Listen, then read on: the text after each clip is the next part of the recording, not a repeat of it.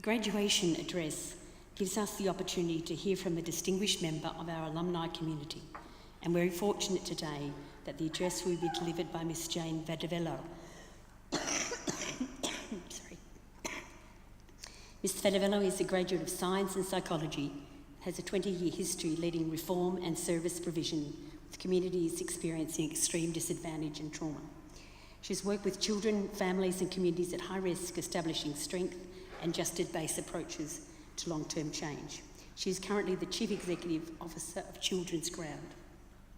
This organisation was created to ensure that future generations of children are afforded equity, access and justice to determine their futures and have quality education, health, social, economic opportunities. I have great delight in inviting Jane today to deliver the graduation address. Thank you.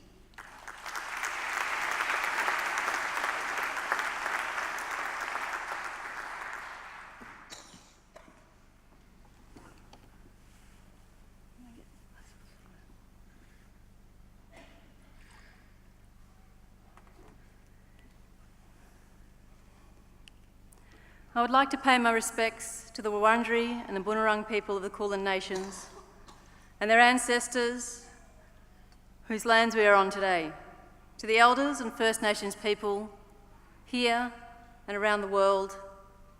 I recognise you as the first people of this country. Yours is the oldest living cultures of the world, with universities and professors and knowledge systems that continue today. Deputy Chancellor, Dr. Christine Nixon, Deputy Vice-Chancellor, Professor Susan Elliott, Council, Board of Trustees, members of the faculty and staff,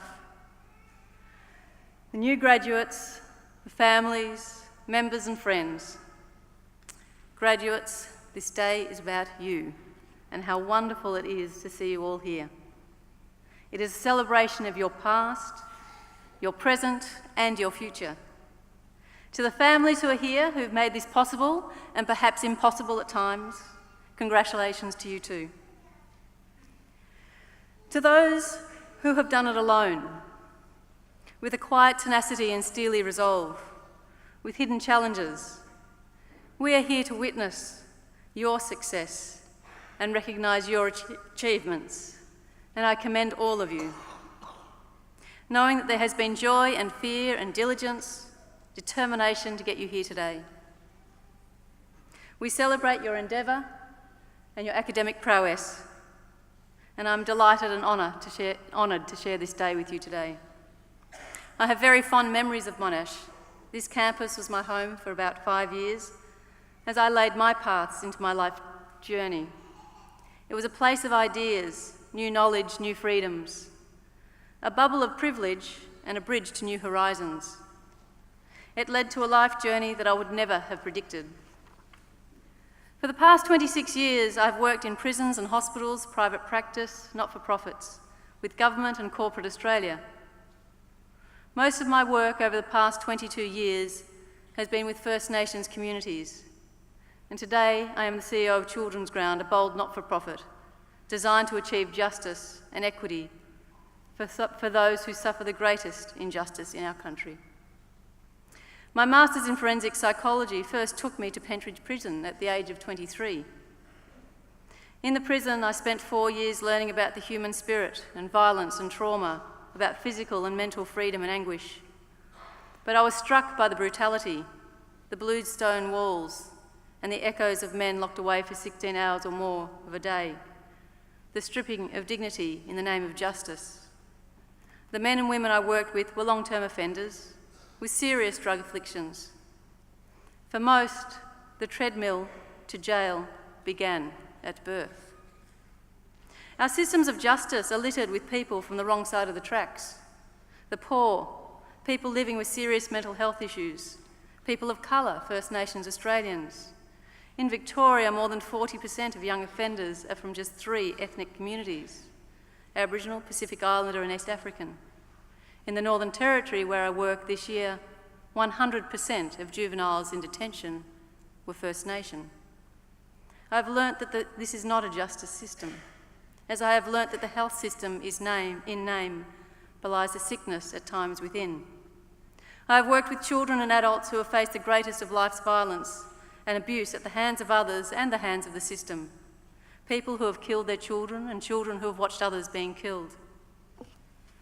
I have worked with adults who were put in the carcasses of animals to prevent them from being stolen, and my dearest colleagues who were stolen. I hold these stories and lives in my heart and my soul and my spirit. As a psychologist, you are given a great privilege, a great gift. People share with you the most intimate and the most frightening and the most joyous moments of their lives. As practitioners, you will find that people will come to you at their most vulnerable and with complete trust. I have given very little, but I have learnt a very lot. And these lives guide and teach me every day. And I have learnt that the human condition is both frail and robust. It is vicious and it is gentle. It is inglorious and it is magnificent, all in equal measure. And we are all shades of these. I have always questioned what makes one human being's life less worthy of dignity than another. Within the most devastating realities, I have found the greatest beauty and strength. I have found those who suffer the greatest are the most selfless, and those with the least give the most. I have found the greatest wisdom in those who have been denied an education, but have become the scholars of life. And now I dedicate my life to changing systems to prevent trauma and injustice. Yesterday was Human Rights Day, the 70th anniversary of the Universal Declaration of Human Rights. Yet today, our world is ravaged by injustice. Civil wars across the world have increased, fueled by global powers, hungry for resources to feed the insatiable appetite for our lifestyles and wealth. 25.4 million refugees have fled their countries to escape conflict and persecution. When they make it to our shores, we lock them up. For the mobile phones that we love so much and the buzz that keeps our world going, the human cost is war and rape and violence and displacement.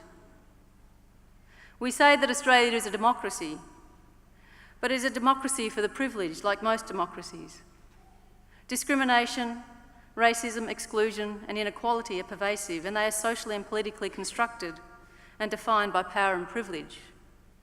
As a woman of colour, I note that I am often the only woman and often the only person of colour when I look around. In Australia's leadership and executive power, 5% of senior figures report a non-European or Indigenous background, despite being 25% of our population. And to show how absurd the gender imbalance is, there are fewer women in top roles in business than there are men called John and David and Peter. And women continue to be abused and killed at alarming levels in this country. 20 years ago, we opened our arms to those facing conflict in the world. As politicians realised the political capital in demonising refugees and asylum seekers, we now place the most traumatised people on this planet in detention centres to languish without hope and denied dignity under our name. We accept the propaganda of the undeserving, for it heightens the worth of the powerful. Our institutions are being exposed for their criminal and damaging behaviour. Sexual abuse in our churches, business leaders crippling global economies, banks of greed, global leaders inciting racial violence. They remain free, but we lock up the meek and the mild, those with no political or economic voice. The voices of the discounted continue to be silenced. Lack of political leadership and social inaction have placed our earth under stress. We have in the West benefited from a global economy, but we have ignored our global responsibilities. And what of Australians leading human rights catastrophe? In Australia today, we lock up First Nations Australian and remove their children at historic highs. 27% of our prisoner population is First Nations. Suicide rates of young men the highest in the world. Hearing loss at epidemic proportions. Early death, being in your 60s, marks death around the corner. But it is not these statistics that are the catastrophe. The catastrophe is that those of us with influence and power and privilege are sustaining a system that is executing human rights abuses every day in every First Nations community in Australia. All of us who are not originally from these lands, we live on these lands, we study on these lands, we play on these lands, we get rich on these lands. As a nation, we all benefit from the theft of these lands. And for our privileged First Nations people live an endless life of injustice. And this injustice kills. Make no mistake, and it is of our making, non-Indigenous Australian. It is perpetuity. Its perpetuity is held in place by us. But you, your generation, you graduates, you have the power to change this. You care about humanity. You have chosen fields that mark your moral compass. You can choose to find the truth, but you must go beyond your known walls and trusted boundaries to find that truth. You must understand cultural bias that leads to death and disease, the cultural dissonance between our Western systems and those of whom our systems fail, to understand racism and discrimination, and you will find worlds of knowledge that you have never known existed. And listening will be your greatest tool, and you'll become the best practitioners you can be. If you choose to value and understand difference, you have the power to stop the tide of injustice. I have been a student of First Nations education, medicine and health systems, from Aboriginal professors and doctors who still practice, bush medicine pharmacists. The First Nations system of knowledge and society is brilliant beyond your wildest dreams, evolved over millennia. The oldest living systems of knowledge and society are alive in Australia, an uninterrupted line of culture, law and language over 60,000 years, resisting 230 years of relentless tide of oppression. But First Nations people do not track their lives by annual statistics or self-pity. They rise each day committed and determined with strength and humility and a rich cultural economy that is unseen by most Australians. At Children's Ground, our leaders have buried their children. They worry for their young children in Dondale in jail, falling out of school. There are places where no schooling is available. There is no running water. Tin sheds for houses and overcrowding, the norm. But these circumstances are not a deterrent. People choose each day to emerge as teachers and doctors and healers and visionaries, some of the greatest leaders that I have ever known, without bitterness, without anger, a determination and a lifetime's work, the continued resistance. They are now the architects of a new system for future well-being of their children and grandchildren that honours their culture and life. Be part of enabling a system that delivers the inherent right of First Nations children to grow up in this country as First Nations children, with access to their systems of law and education, health and society, and global opportunities. It is time to privilege the voice of First Australians, to ensure that their children being born today enjoy cultural, economic, social, and political freedoms into the future. It will be up to your generation to revisit our nation's history, to embrace the truth, to listen to the voices of the people, and to heal our nation. It is time that we matured, to understand our history, its tragedy and its richness, and to celebrate a shared future. It is possible and necessary to defend the human rights and dignity of all people. People do not need pity. They need to share power. It is not enough to be educated. With education comes responsibility. Use your influence to change the systems that perpetuate discrimination. We are all witness to injustice, and as a witness, our complicity breathes life into injustice. We cannot be idle. We cannot defer our responsibilities. The United Nations Declaration on the Rights has a beautiful alignment with the ethics and the standards of your future professions. Article 1 all human beings are born free and equal in dignity and right and should act towards one another in the spirit of brotherhood and sisterhood.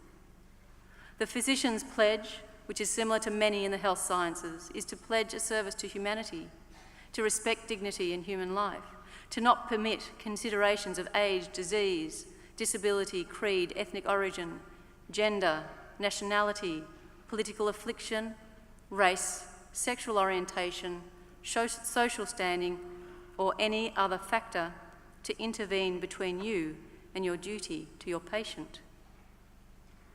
You have been trained to be experts, but I warn you against being an expert. It is a seductive term used to create power, and I invite you to use it with humility. You are, in truth, a trusted servant of humanity, a healer. Today, you all join the ranks of the privileged, part of the 7% in the world with a university degree. And how will you use this new power that you have? Because it will grow, and you will become the next leaders and the next decision makers.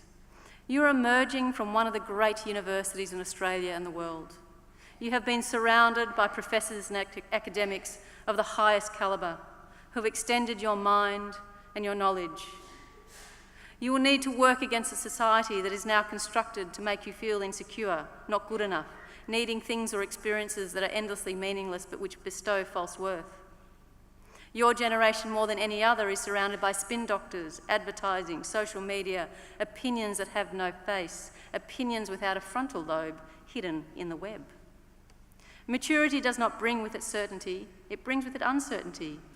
As you come to experience with the complexities of the world, and the world will change exponentially under your watch. But do not see the impossibilities. See the possibilities, and know that it is necessary to make mistakes, and the greatest marker of intelligence is how you respond to and learn from these. You will have many achievements and many unseen. You will have times when you will feel misunderstood and invisible and lonely among the masses. You will question yourself and your worth and your talent and your ability. But the value of your life is not what others place on it. It is what you know to be your own truth. And when those external forces rock your confidence, take a moment and stop and remember your strength. Remember this day. Remember your truth and know that you are amazing. Sir John Monash said, "Equip yourself for life, not solely for your own benefit, but for the benefit of the whole community." You have chosen fields that are the finest of humanitarian pursuits. Your knowledge and practice will tend to our loved ones and our communities. You will be faced with life and death, and it is critical that you look after yourselves. For we need your genius. Our generation have neglected our planet and our fellow people. It is now your generation that holds great responsibilities, and there is a generation behind you that is depending on you. It will be one of you on this dais in 25 years' time, and I wonder how the world might look. When I was at uni, computers were in the realm of those rich enough to afford them, and laptops didn't exist. The internet hadn't taken hold, and mobile phones didn't exist. There will be an unforeseen new development created by the genius of your generation. And I hope amongst you there are those who can reimagine a world of peace and dignity. For most of you in your 20s, there is a freedom and passion that can create magic. It is an incredible time of life. Enough knowledge to be bold in your pursuits and not so much to be deterred by the known risks, and great things can happen. You may aspire to be the best nurse or doctor or physiotherapist, parent, artist, teacher, academic, musician, pharmacist, psychologist. You may not know what you want to be, but whatever you endeavour, may it be with passion and truth and respect and love, for the power of love is undeniable. You are the agents of change. Believe in your brilliance and your ability. Back your passion. Stand up for social justice and human dignity. I congratulate you all. We are inspired by you. May your paths be many, and may your spirit soar.